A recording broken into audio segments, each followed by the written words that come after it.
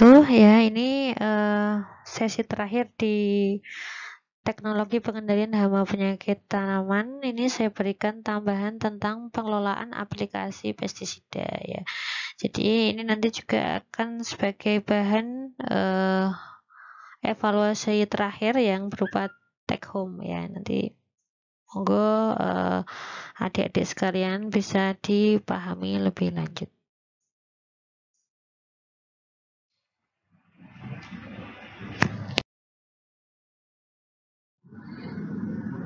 Oke, untuk yang pertama, apa itu pestisida ya? Beberapa dari kalian mungkin sudah paham tentang terminologi atau definisi dari pestisida ya. Dan ini cenderung kita dengarkan di kehidupan sehari-hari. Pestisida semua orang pasti sudah pernah mendengarnya. Namun kadang-kadang kalau untuk disuruh menjelaskan sulit untuk menjelaskan secara ilmiah. Nah, ini pestisida berasal dari bahasa Inggris ya, pesticide ya, berasal dari akar kata pest dan side ya.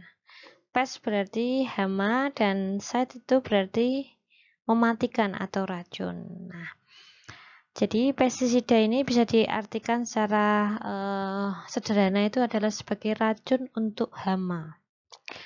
Nah, secara umum pestisida dapat didefinisikan sebagai bahan yang digunakan untuk mengendalikan populasi jasad yang dianggap sebagai hama secara langsung maupun tidak langsung.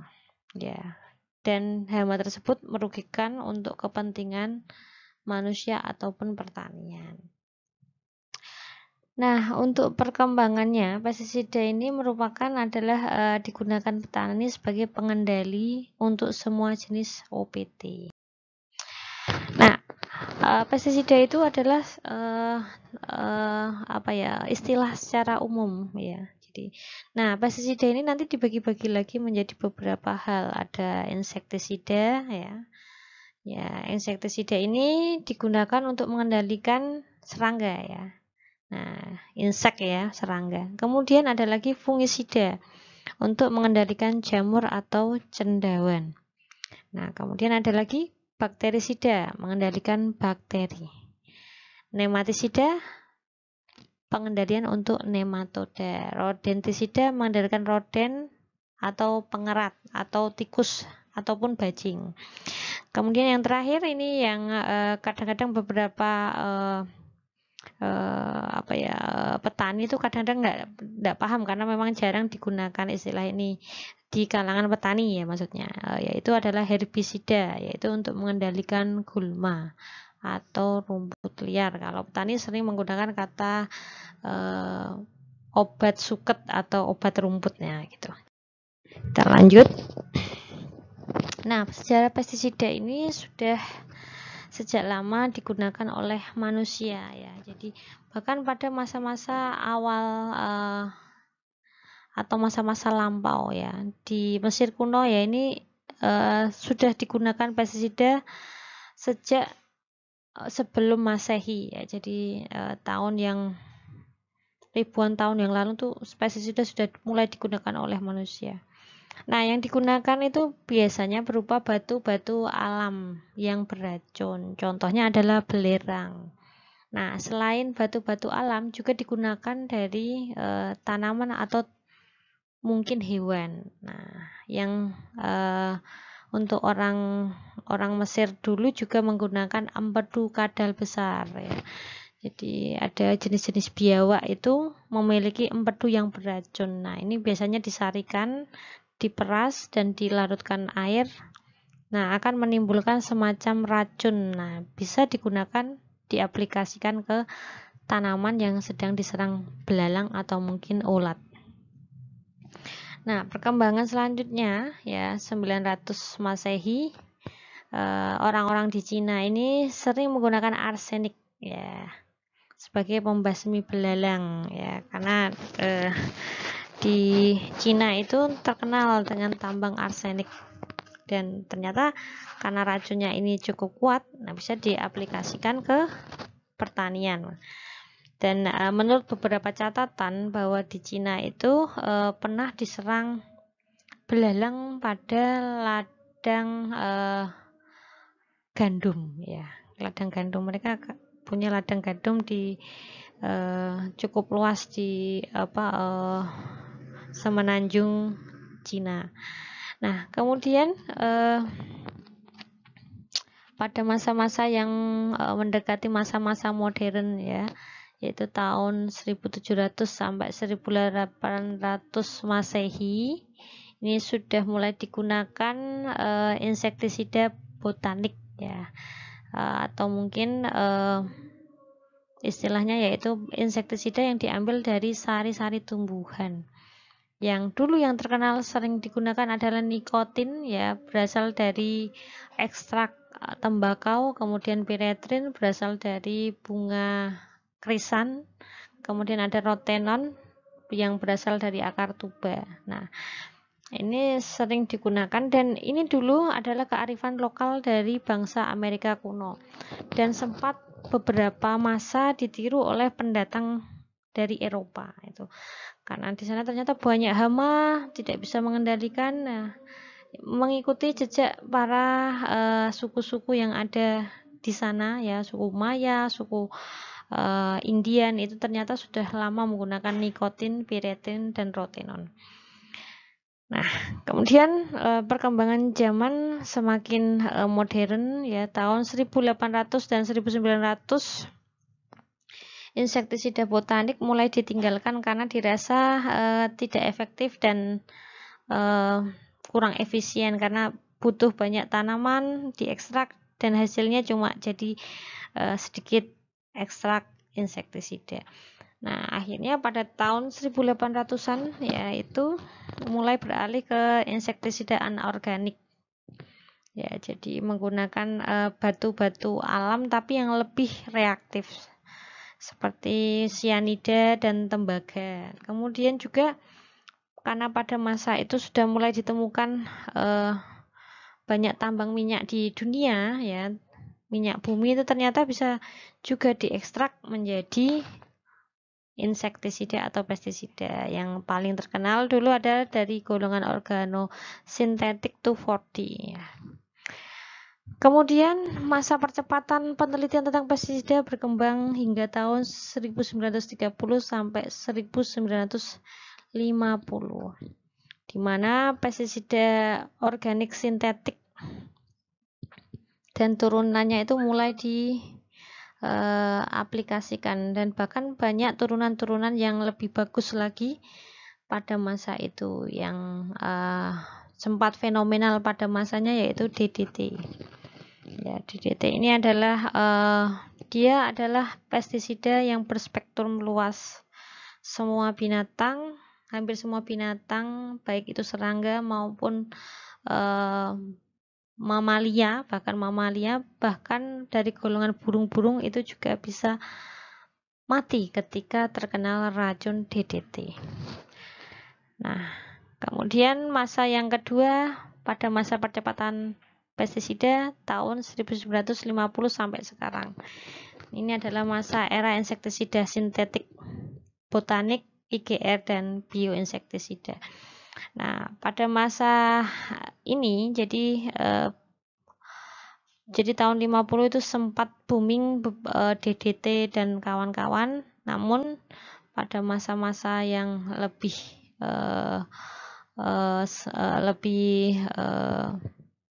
terkini ya, itu akhirnya mereka mulai beralih ke beberapa insektisida yang lebih aman seperti sintetik botanik, jadi tiruan dari insektisida botani ya, meniru dari struktur kimia dari ekstrak tanaman. Kemudian ada juga IGR. IGR ini sasarannya lebih spesifik ya. Jadi kalau dia menyerang pada stadia muda dan pada insektisida yang insekta yang atau serangga yang memakan daun-daunan, contohnya seperti itu. Kemudian ada lagi bioinsektisida. Ya, bioinsektisida ini adalah dari golongan-golongan musuh alami ya, baik itu dari binatang maupun mikroorganisme. Oke. Ya, untuk penggolongan insektisida ini ada beberapa, yaitu pertama adalah di organoklorin ya. Jadi organoklorin ini ada beberapa turunannya, yaitu yang pertama DDT ya, kemudian diendrin, lindan, dan siklodin ya. Kemudian yang kedua ada organofosfat. Nah, ini turunannya diazinon, basudin, malation, dan klorpirifos. Dua golongan ini, organoklorin dan organofosfat, memiliki sifat racun yang cukup tinggi atau sangat toksik, dan dianjurkan untuk tidak digunakan ya. Bahkan pelarangannya di Asia Tenggara, hampir semua negara Asia Tenggara sudah melarang penggunaan organoklorin dan organofosfat. Bila digunakan, mereka memiliki semacam izin kepada pemerintahan dan dinas terkait. Oke. Nah, kemudian ada lagi golongan selanjutnya, yaitu karbamat. Dengan turunannya ada karbaril, propoxur, dan karbofuran. Untuk golongan karbamat ini tidak aman digunakan ketika terpapar pada musuh alami ya. Jadi lebah-lebahan, golongan lebah-lebahan dan kumbang koksi ini cenderung mati ketika terpapar oleh karbamat. Dan ini juga penggunaannya ini dianjurkan untuk dibatasi ya. Tidak dilarang tapi dibatasi karena tidak aman digunakan untuk musuh alami ya. Kemudian selanjutnya ada sintetik botanik ya. Sintetik botanik adalah tiruan dari ekstrak tanaman. Penggunaannya lebih efisien dan lebih murah. Nah, ini ada beberapa, ada dari piretroid. Jadi dia ini tiruan ekstrak dari bunga krisan. Kemudian nikotinoid, tiruan dari ekstrak nikotin ya. Ini ada dua contoh, kloronikotinil dan neonikotinoid. Ada lagi thiometoxam. Nah, itu juga tiruan dari nikotinoid. Kemudian selanjutnya petroleum ya. Golongan petroleum ini biasa digunakan sebagai herbisida atau pengendali gulma. Yang cukup terkenal adalah 2,4-D ya, glifosat, paraquat, dan sebagainya. Kemudian untuk yang selanjutnya ada lagi dari antibiotik ya. Antibiotik ini digunakan sebagai bakterisida dan fungisida, dan juga bisa digunakan sebagai pencegahan serangan virus ya. Namun kalau virus ini memang sebagai pencegahan, tidak bisa digunakan sebagai pengobatan pada tanaman tersebut, karena kalau sudah terlanjur terkena virus, mutlak dilakukan adalah eradikasi. Kemudian golongan selanjutnya adalah penopirazol. Nah, ini ada turunannya fipronil ya. Regen, kalau pernah dengar merek dagang Reker, itu adalah berbahan aktif fipronil. Kemudian yang selanjutnya ada IGRS. IGRS ini adalah insektisida grow regulator. Grow regulators ya. Ini maksudnya begini. Jadi insektisida ini menyerang, tidak mematikan, tapi dia akan merusak regulasi pertumbuhan dari serangga. Contohnya buprofesin. Biasanya dia akan kalau diaplikasikan terkena telur ini akan terjadi kegagalan dalam membelah. Kalau dia tebufenosida, kalau diaplikasikan ke larva ini tidak akan masuk ke stadia berikutnya. Gitu. Nah, kemudian lagi ada yang pure organik. Ini ada dari hasil fermentasi bakteri ya. Golongannya ini ada emamectin, abamectin, dan spinosad ya. Jadi ini semuanya adalah dari hasil fermentasi ya. Jadi dia organik tapi dia bersifat pasif karena dia adalah hasil jadi fermentasi, bukan dari bakteri murni yang digunakan untuk pengendalian di alam, tidak, tapi dia berupa fermentasi ya. Contohnya itu seperti kecap ya. Jadi kecap itu hasil fermentasi. Namun kecapnya di sini kecap yang beracun dan bisa membunuh serangga. Nah, kemudian ada lagi botanik ya. Botanik ini adalah ekstrak dari tanaman ya. Ini ada mimba, piretrin ya. Piretrin tadi bisa dilakukan mencari sintetiknya jadi piretroid ya. Kemudian ada lagi mahoni. Mahoni ini juga bisa diambil ekstraknya untuk pengendalian ke serangga. Kemudian yang terakhir ada rotenon. Nah, rotenon ini cenderung agak berkurang sekarang ya di lapangan, karena rotenon sendiri ini adalah berasal dari akar tuba, dan akar tuba ini sekarang malahan termasuk tanaman yang mulai dilindungi karena mulai jarang di alam liar gitu. Nah, selanjutnya ada lagi bakteri aktif dan racunnya. Ini adalah agensia ini ya, mikroagensia ya, bisa digunakan sebagai pengendali aktif. Contohnya ada di Bacillus thuringiensis ya. Kemudian untuk entomopatogen ya, penyakit serangga. Ini ada dari Bevaria bassiana, ini jamur. Kemudian Metarhizium sp, ada virusen ya. Kemudian dan lain sebagainya. Ini juga dari jamur, dan ada lagi dari Trichoderma ya.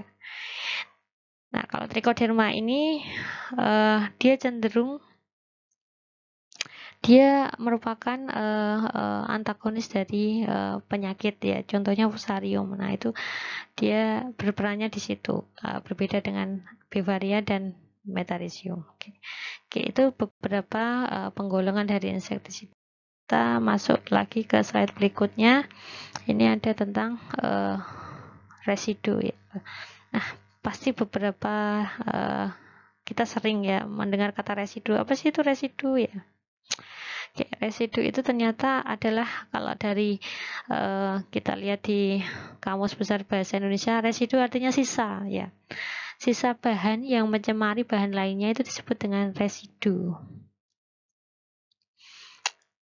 Nah, kadang ini ya untuk standar mutu pangan atau mungkin lingkungan itu kadang diberi batas paling atas atau disebut dengan batas maksimum sesuai dengan standar mutu pangan ya, yang mengacu pada pengkajian keamanan pangan, disebut dengan batas maksimum residu ya. Kenapa kok diberi batas maksimum residu? Oh ya, ini begini. Jadi ada ceritanya. Jadi batas maksimum residu ini digunakan untuk memberikan standar ya. Jadi residu itu sebenarnya boleh, namun dia ada maksimumnya ya. Jadi contoh ya, jadi batas maksimum residu untuk bahan fipronil itu sekitar 1 mg 0,01 mg ya, seumpamanya pada tanaman wortel.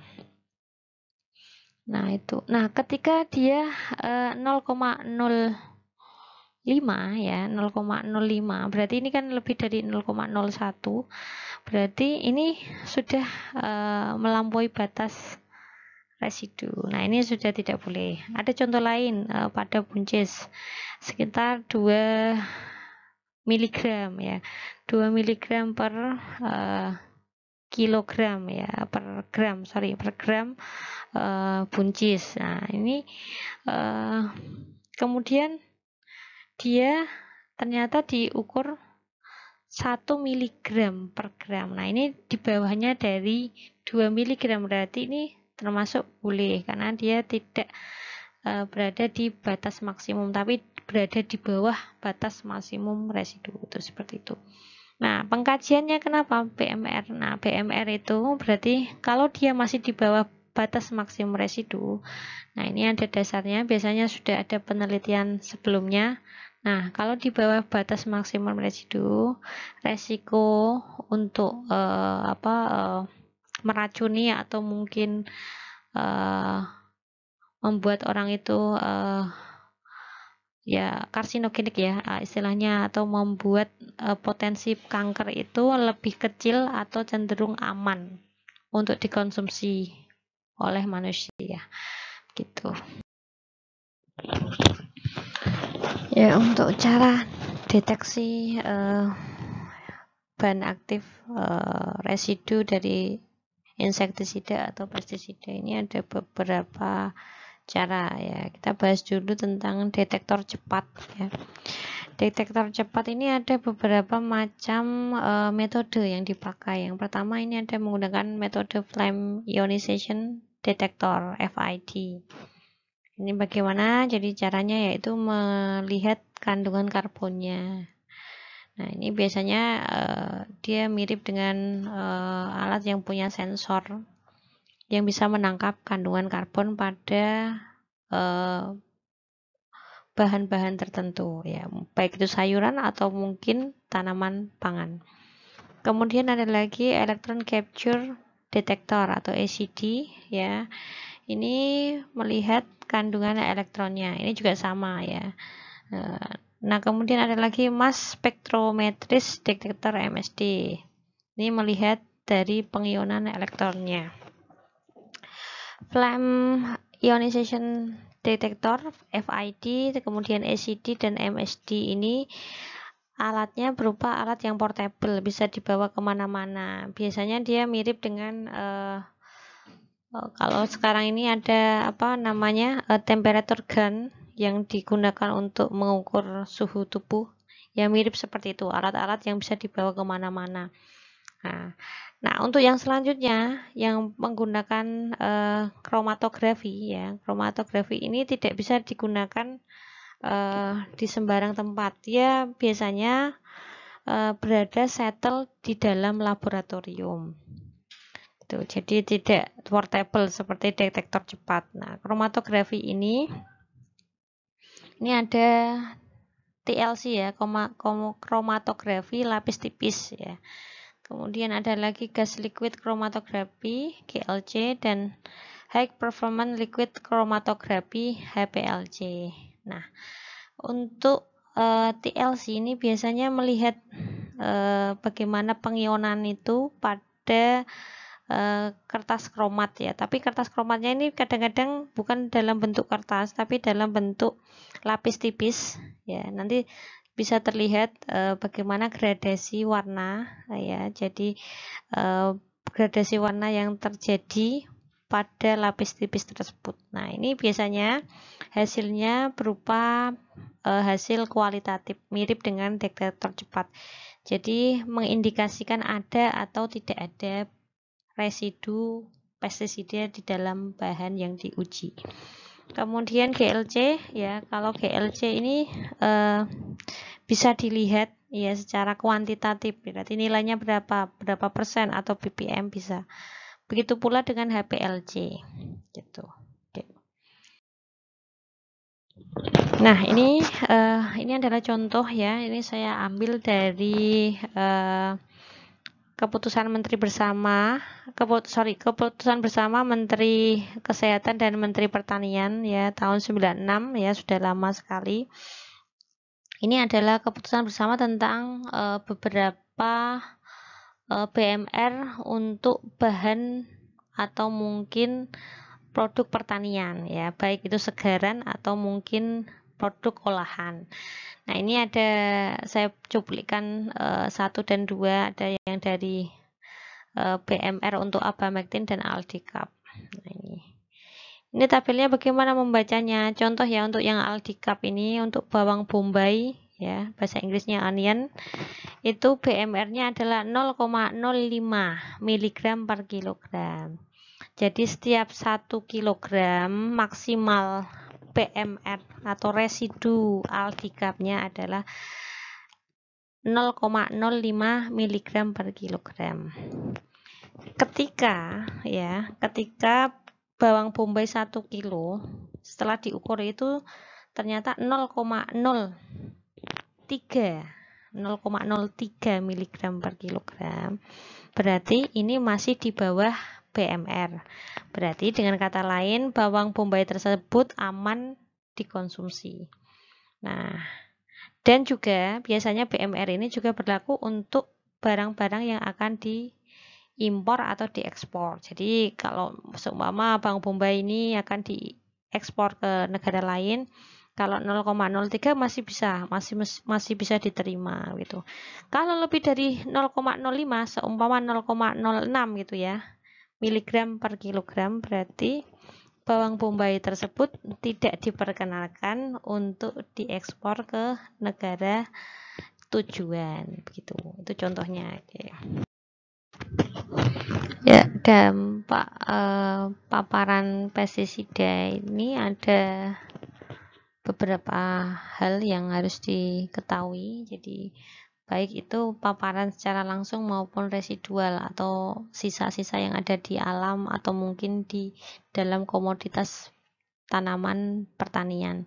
Nah, ini ada dua, yaitu akut dan kronik ya. Akut ini jadi dampak yang diakibatkan dalam waktu yang cepat dengan jumlah dosis yang tinggi.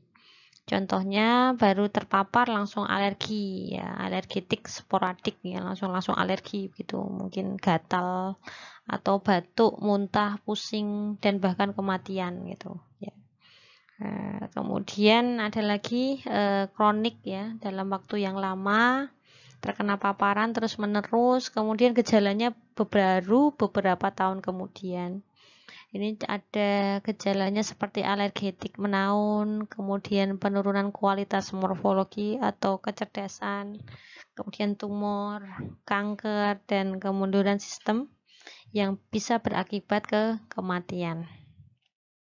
Nah, untuk apa yang kronik ini ada beberapa kasus ya di daerah Brebes tahun 90-an itu ada penelitian yang memaparkan bahwa di sana itu keturunannya mengalami penurunan kualitas morfologi ya, jadi baik itu kecerdasan maupun kualitas dari morfologinya. Contoh kalau untuk morfologinya yaitu kulitnya itu kusam gitu, tidak bisa halus, kusam dan cenderung gelap begitu. Kemudian tinggi badannya kurang dari rata-rata orang Indonesia dan IQ-nya juga kurang ya gitu. Nah, dan beberapa temuan ada yang diketemukan warga di sana itu mengalami penyakit seperti tumor jinak dan gondok. Oke, dalam pengelolaan pestisida itu ada beberapa hal yang harus diperhatikan, yaitu tentang bagaimana pengaplikasiannya. Nah, itu ada dasarnya. Dasarnya adalah 5T ya. Dia harus tepat jenis ya. Ketika yang dikendalikan adalah serangga, berarti dia harus menggunakan insektisida. Nah, ketika dia itu serangganya itu berada di dalam seperti penggerek, berarti dia harus menggunakan jenis-jenis yang sistemik. Itu contohnya. Kemudian tepat waktu. Waktu yang disarankan untuk pengaplikasian insektisida, fungisida itu adalah ketika temperatur tidak begitu tinggi, yaitu contohnya pada awal-awal hari ya, jadi jam 6 ya, jam 6 pagi sampai jam 8. Kemudian kalau sore di jam-jam 4 ya, jadi jam-jam 4 atau sore itu dia tidak begitu tinggi temperaturnya. Untuk apa? Untuk mengurangi penguapan bahan aktif. Kemudian tepat cara ya. Tepat cara apa yang dilakukan ketika menyemprot, dilihat arah angin.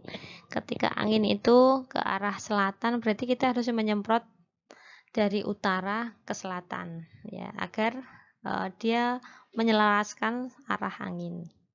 Jadi jangan sampai kita menyemprot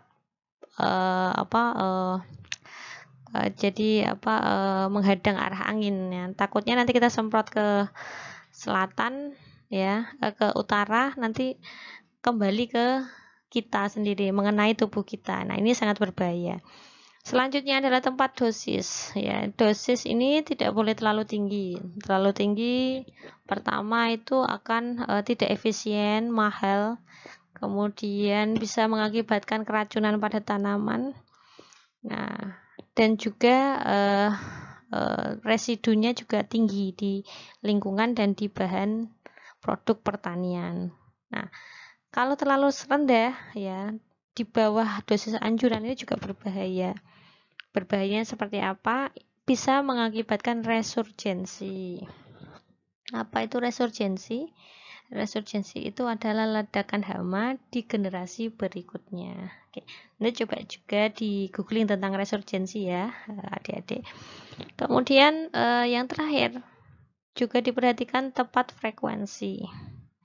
Jangan terlalu lama, juga jangan terlalu sering. Ya. Jadi dianjurkan rata-rata untuk ketika serangan berat itu di 1 minggu ya, 4 hari sampai 1 minggu sampai 7 hari. Ya, itu ketika serangan tinggi. Kalau serangan yang tidak begitu tinggi disarankan di 2 minggu sekali begitu. Jadi tergantung dari tingkat serangannya juga.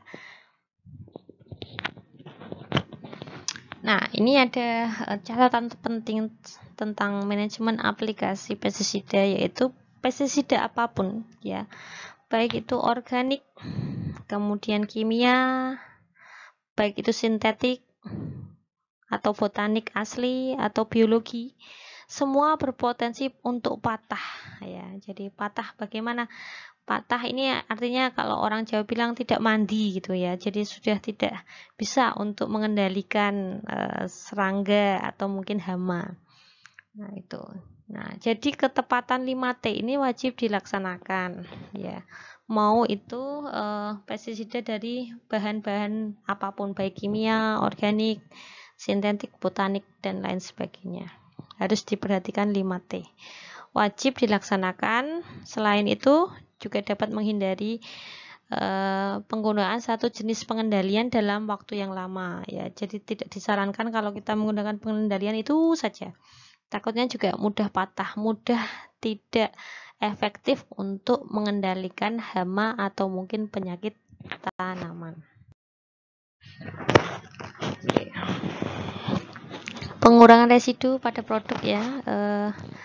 Ini mengurangi frekuensi pestisida namun tetap pada dosis anjuran ya.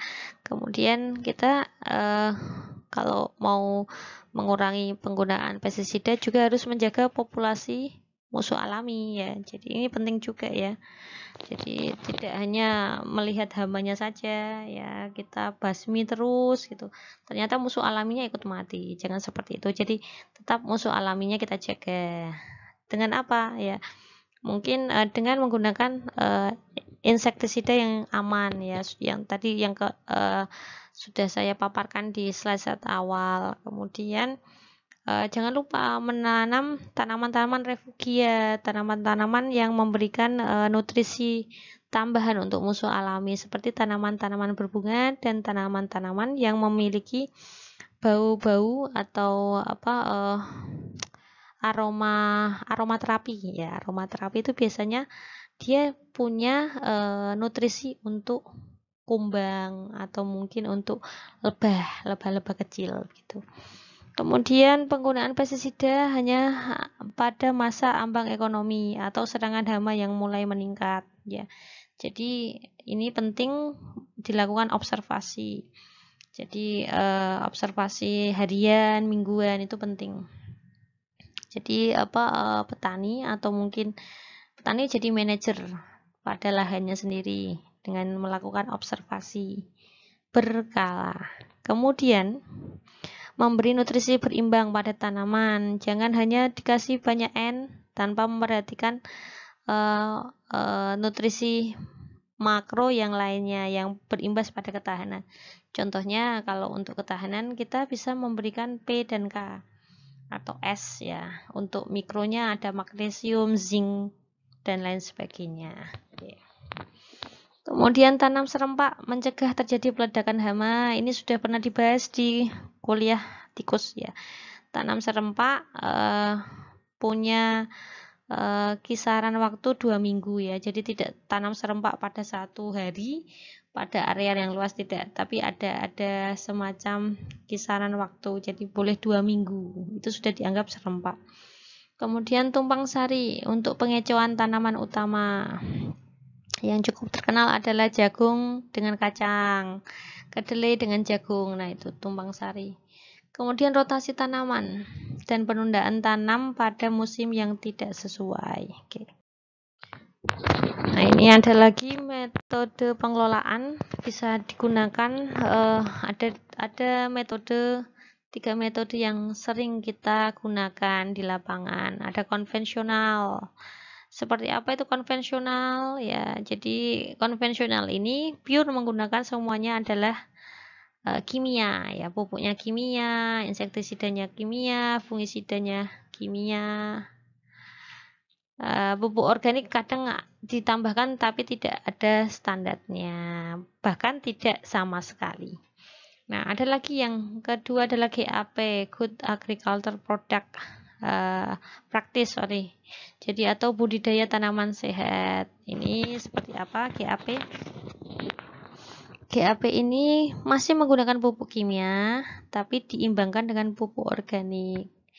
Kemudian dia juga ada tambahan biomikrobial seperti Bevaria bassiana dan lain-lain.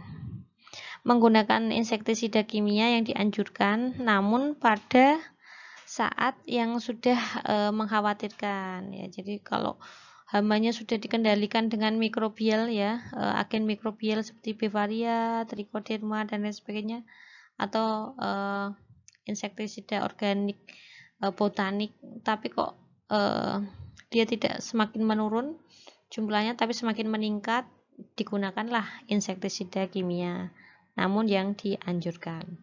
Kemudian yang terakhir budidaya organik. Nah, ini sudah sangat tinggi tingkatannya karena ada standarnya dari IFOAM. IFOAM ini adalah organisasi organik dunia ya, gitu.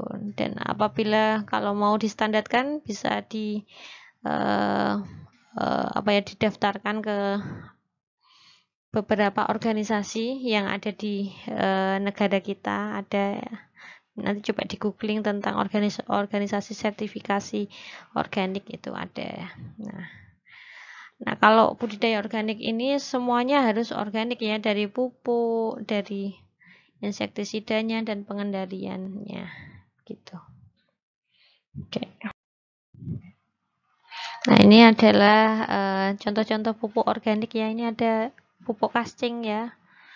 Pupuk kascing vermikompos ya kalau nama kerennya ini vermikompos. Ini contoh vermikompos di Thailand ini. Dia mengolah cacing-cacing, dibudidayakan kemudian diambil vermikomposnya atau kascingnya. Ini petaninya seperti ini ya, petani kampung tapi dia punya pengolahan pupuk sendiri. Kemudian ada lagi ini GAP dan organic system ya. Jadi ini adalah sarang dari rayap ya, rumah rayap ya. Rumah rayap ini ternyata bisa kalau dikombin dengan nasi basi ya, dikombin jadi dengan nasi basi ya, kita campur begitu, ternyata bisa jadi starter untuk mol buah ya. Mol buah, jadi ada buah-buah yang busuk gitu, kita bisa combine, kita bisa beri starter menggunakan nasi basi dan sarang rayap gitu. Ini ternyata kalau diaplikasikan ke tanaman ini memberikan hasil yang signifikan. Ini.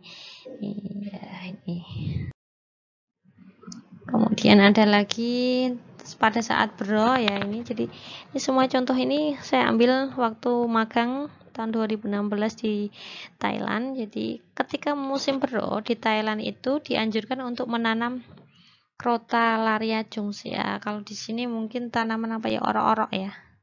tanaman oro-oro itu ternyata pada masa off season atau bero itu ditanamin dengan tanaman oro-oro ini. Nah, oro-oro ya. Coba nanti cari nama umum di Indonesia itu apa, oro-oro atau apa, coba Crotalaria jones ya.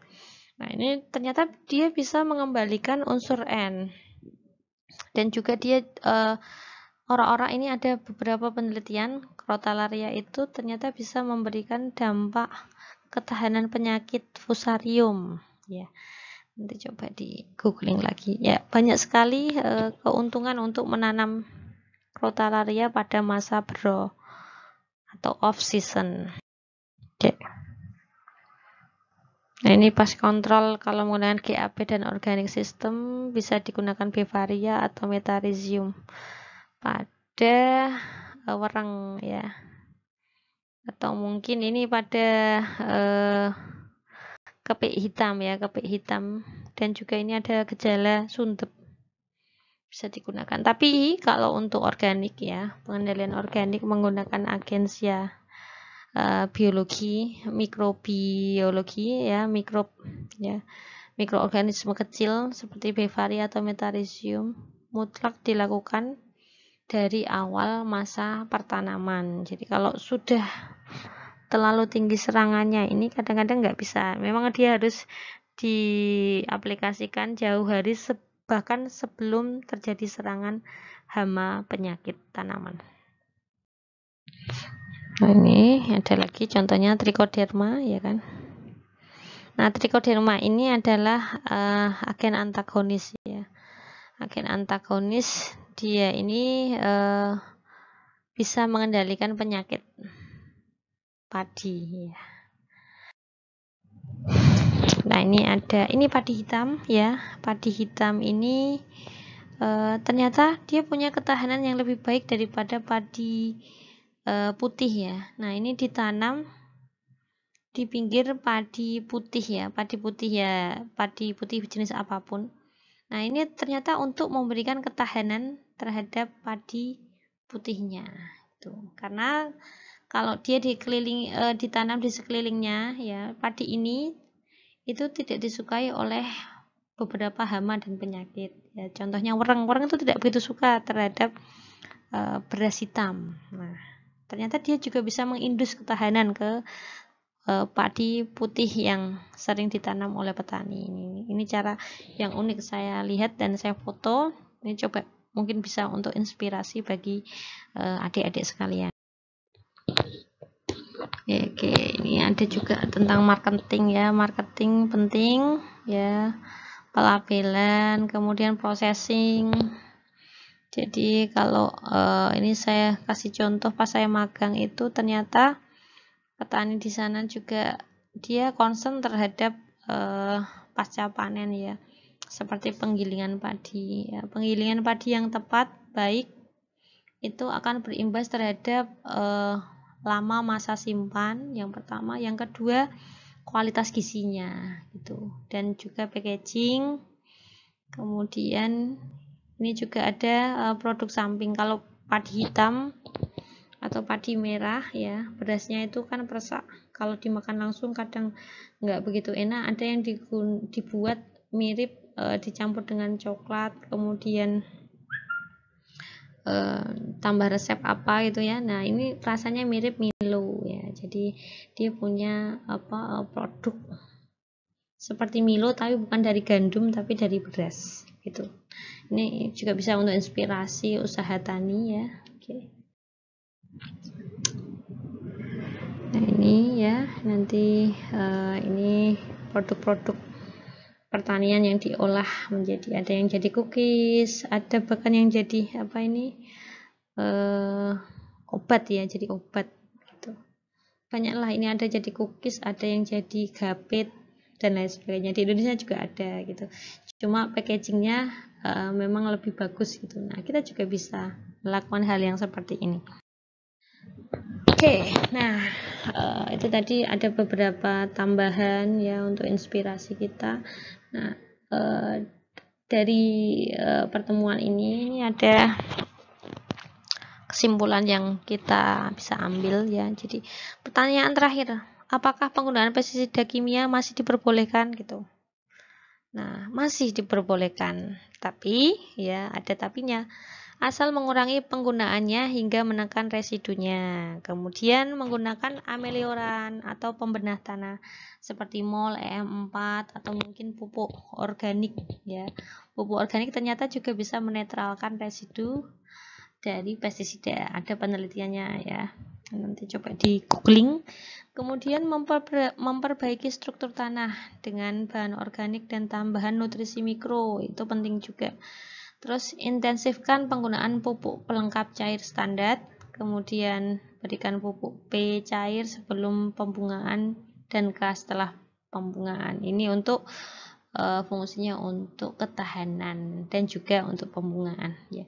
Jadi ketika tanaman itu sehat ya, ketika tanaman sehat dia akan membentuk ketahanan sendiri pada dirinya. Jadi kalau lebih tahan akan mengurangi penggunaan pestisida. Oke, seperti itu. Jangan lupa, jangan kesampingkan mereka. Ini adalah gambar-gambar dari musuh alami ya. Ini musuh alami di padi. Ini ada beberapa macam contoh ya. Ini banyak. Ini adalah musuh alami, kepik musuh alaminya si wereng ya. Ini kepiknya seperti ini. Untuk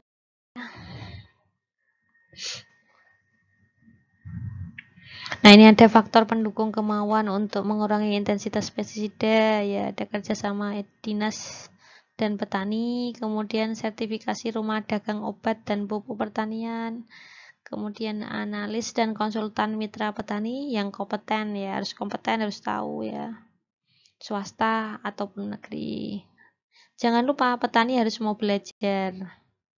Kemudian kemauan dinas perangkul petani. Yang terakhir proteksi dan kestabilan harga produk pupuk dan pestisida. Oke, sekian dulu pertemuan kita. Tolong nanti diisi komentar di menu presensi yang saya akan berikan di susunan. Oke, terima kasih. Wassalamualaikum warahmatullahi wabarakatuh.